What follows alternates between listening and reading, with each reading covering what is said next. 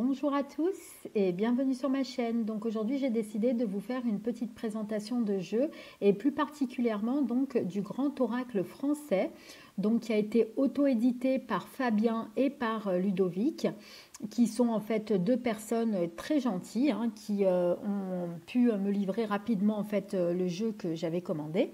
Donc en fait, il se compose de 111 cartes, donc qui est vraiment de très très bonne qualité avec une boîte en bois de bonne qualité aussi, que vous pouvez refermer comme ceci. Tout simplement, ça glisse en fait. Et puis franchement, la matière du bois, c'est vraiment du vrai bois, c'est vraiment très très joli. Ensuite, vous allez avoir, pour ceux qui n'achètent pas le livre avec complet, moi je ne l'ai pas acheté parce qu'en général, je ne les regarde jamais les livres. Je me base vraiment sur mon intuition, donc c'est vrai que je ne les utilise pas. Donc du coup, en fait, il nous a simplement donné en fait une toute petite notice pour voir par rapport, parce qu'il y a des petites caractéristiques en fait à respecter. Donc du coup, je me suis dit c'était sympa quand même d'y avoir aussi. De toute façon, c'est livré avec. Donc voilà les amis. Donc là en fait, donc le dos du jeu, il est comme ceci. Les tranches sont de couleur neutre et la qualité du cartonnage elle est vraiment bonne, pour ça il n'y a rien à dire. Par contre, je ne sais pas si vous avez remarqué, normalement vous n'aurez pas les bouts arrondis, vous allez avoir les bouts pointus, et moi en fait je lui ai refait des bouts vraiment arrondis avec une perforeuse, parce qu'en fait si vous voulez, moi j'aime pas trop quand ça pique, et c'est vrai que là il piquait vraiment beaucoup, donc du coup je me suis dit je vais lui refaire ses petits bords. Donc forcément j'ai pris un petit peu de temps parce qu'entre ça et devoir le purifier, ça prend du temps forcément. Donc du coup, je n'ai pas pu vous le présenter tout de suite. Et puis, je n'ai pas eu trop le temps. Donc là, je vais le faire maintenant. Donc là, vous allez avoir en fait tout ce qui concerne donc le symbole au niveau des planètes. Là, vous allez avoir en fait des petites étoiles. Donc en fait, je pense que les étoiles, plus elles sont près en fait, et plus ça veut dire que en fait c'est positif, et plus elles sont éloignées en fait de la carte, et plus ça veut dire que c'est négatif. C'est le côté sombre. Ensuite, donc vous allez avoir des chiffres en bas. Des chiffres qui correspondent à des caractéristiques bien précis. Et puis vous allez avoir en fait des mots-clés pour ceux qui débutent sur les côtés. En plus du mot-clé principal, là, vous aurez deux petits autres mots-clés pour vous aider au niveau de l'interprétation.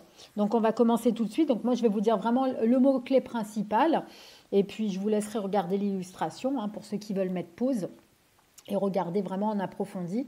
Par contre, les personnes qui ne veulent pas regarder le jeu en entier parce que peut-être qu'ils préféreraient avoir la surprise, dans ce cas-là, je ne vous conseille pas de regarder jusqu'au bout la vidéo, de regarder que quelques passages, parce que moi, je vais vraiment le présenter en entier pour ceux que ça intéresse, bien évidemment, parce qu'on aime bien voir si les cartes plaisent avant d'acheter, tout simplement. Donc là, on a la carte de la roue. Donc là, ce n'est pas du tout dans l'ordre parce qu'en fait, quand j'ai fait mon mélange, j'ai mélangé, je l'ai un petit peu utilisé. Donc forcément, ça ne va pas être dans l'ordre. Ensuite, vous avez la carte du nuage.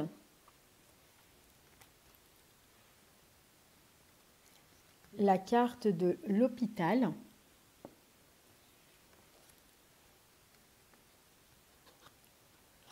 La carte du chemin. Donc là, par contre, au début, quand vous allez utiliser le jeu, comme c'est vraiment du papier en fait mat, donc ça va mettre du temps avant de glisser vraiment.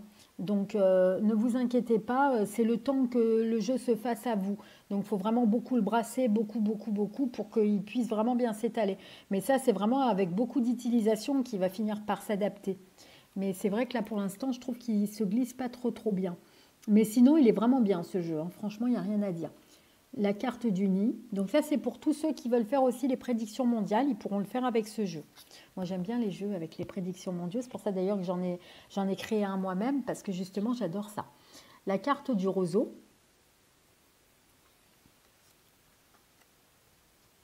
Donc les cartes, elles sont vraiment très agréables au toucher.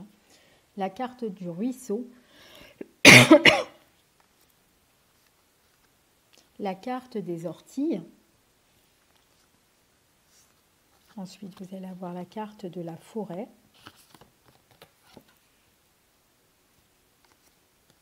La carte de la barrière. La carte des corbeaux.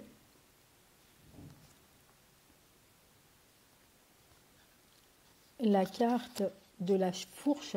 Donc, pour ceux qui ont acheté le livre, vous allez avoir en fait pour ceux qui débutent donc des mots-clés qui sont importants. Mais par contre, vous n'êtes pas obligé de regarder que l'interprétation des auteurs, parce qu'en fait, si vous voulez, il faut aussi laisser votre intuition parler quand on fait un jeu.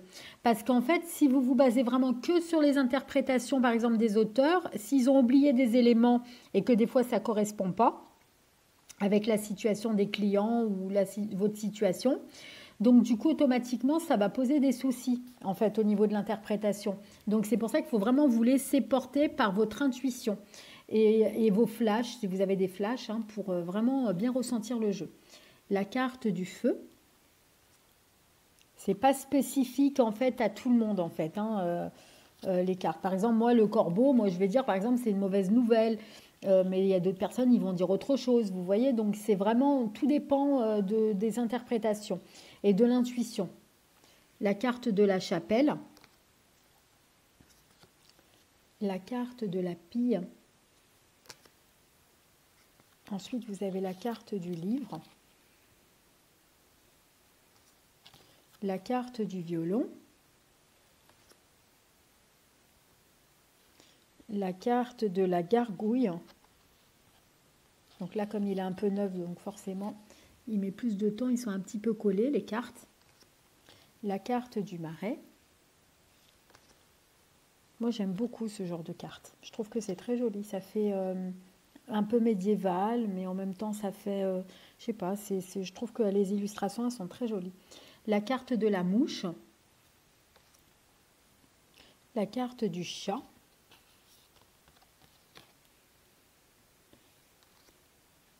La carte de la balance.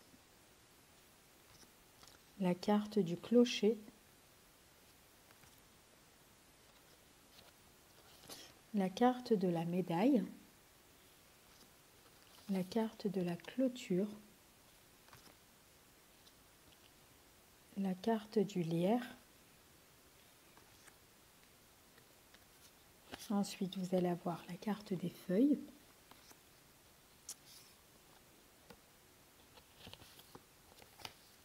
La glace. La carte de la lune. La carte des empreintes. La carte des anneaux. Après, vous allez avoir la carte de l'homme. Voilà, sans coller.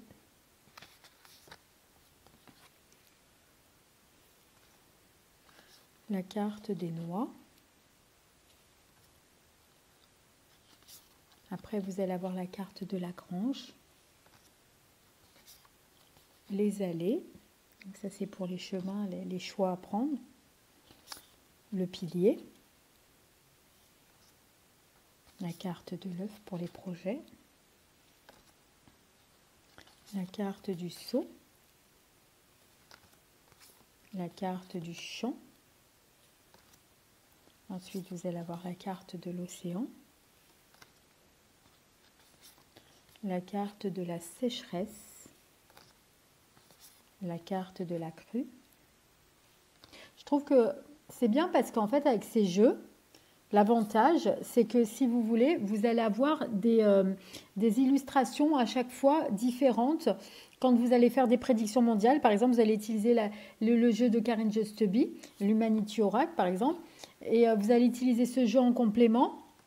Il y a des cartes que, par exemple, par exemple, Karen Justeby n'aura pas pensé, donc du coup, ce jeu-là, il va compléter. Ou le jeu, par exemple, que moi, j'ai créé aussi pour les prédictions mondiales automatiquement, et ben, c'est aussi pareil, ça va compléter aussi des choses qu'il n'y avait pas dans les autres jeux.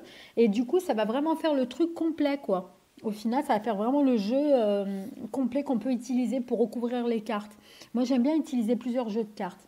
Ça veut dire, par exemple, je tire 6 cartes d'un jeu, ensuite je recouvre avec 6 autres cartes, ensuite avec d'autres cartes, et au final, ça me donne vraiment un truc complet.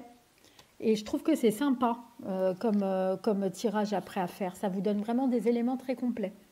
Et moi, je pense que je vais peut-être aussi dans mon jeu créer aussi peut-être aussi les pays, quelques pays aussi en complément, donc en extension, pour justement, en fait, s'il y a un pays qui sort plus qu'un autre, donc du coup, ça sera vraiment complet en fait, le jeu. Je réfléchis encore si je vais le faire ou pas, mais je pense que je vais le faire en extension pour justement pas avoir de problème par rapport à ça. Comme ça, il y a, par exemple, si la carte de la France ressort, bah, ça veut dire que, ou s'il y a deux pays qui ressortent dans le même tirage, ça veut dire que ça concerne les deux pays et que c'est à peu près les mêmes situations ou que ça concerne les deux pays. C'est pour ça que c'est important d'y avoir quand même les pays. En tout cas, les plus importants. L'Europe, par exemple, je ne vais pas tout mettre les pays d'Europe, hein, je vais mettre juste l'Europe et du coup, ça fera pour tous les pays d'Europe.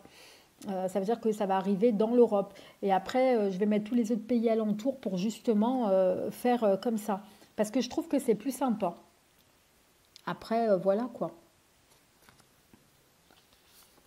Ensuite, la carte du bourgeon. La carte de l'horizon. La carte du pain. La carte des cygnes. La carte des racines. La carte du pont. La carte de la pêche. Ensuite, vous allez avoir la carte du lièvre. La carte du puits. La carte de la coccinelle. La carte des épices. La carte des fourmis. La carte de la toile. La carte de la pensée. La carte des boules. La carte de la clé. Ensuite, vous avez la carte des pendules. La carte du bouquet. Donc vous pouvez aussi vous laisser porter par les illustrations quand vous faites un tirage. Pas spécialement sur les mots-clés. Après, ça dépend comment vous travaillez le jeu de cartes. Mais c'est important d'avoir vraiment... ou alors ça peut faire un complément entre les deux après. Tout dépend comment vous utilisez le jeu. Ensuite, vous avez la carte du printemps. La carte du château qui peut représenter l'Élysée. Hein. Par exemple, quand vous faites sur les prédictions mondiales, pour moi le château c'est l'Élysée. Après ça peut être beaucoup de choses. Hein. Tout dépend ce que vous traitez comme sujet.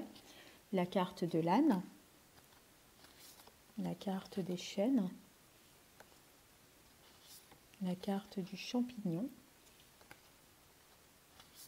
La carte des galets. La carte des pissenlits.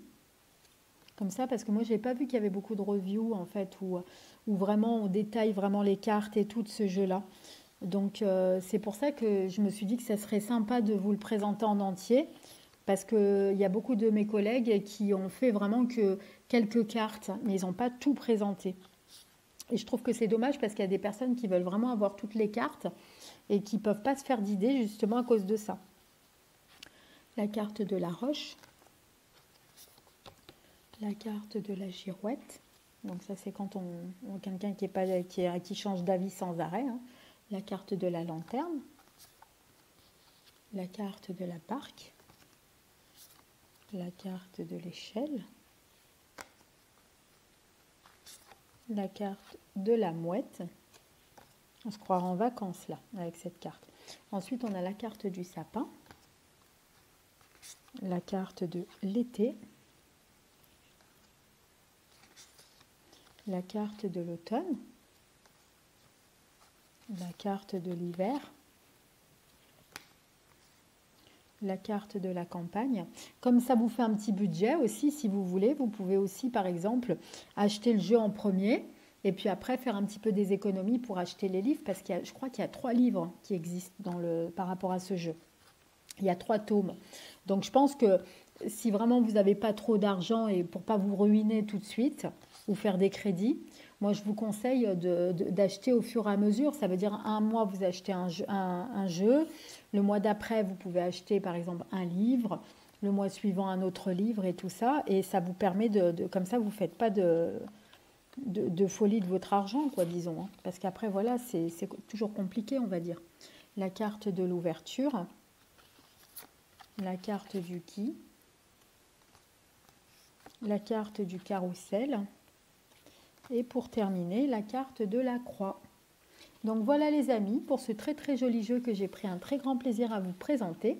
J'espère que celui-ci vous aura plu. Si c'est le cas, n'hésitez pas à mettre un petit pouce bleu, à vous abonner à la chaîne si celle-ci vous plaît, bien évidemment, pour pouvoir suivre justement tous les tirages que je fais et tous les présentations de jeux par rapport à des jeux que moi j'achète de moi-même, hein, bien évidemment. C'est pas, on ne me les offre pas, c'est vraiment des jeux que j'achète et je vous présente parce que c'est ma passion, bien évidemment.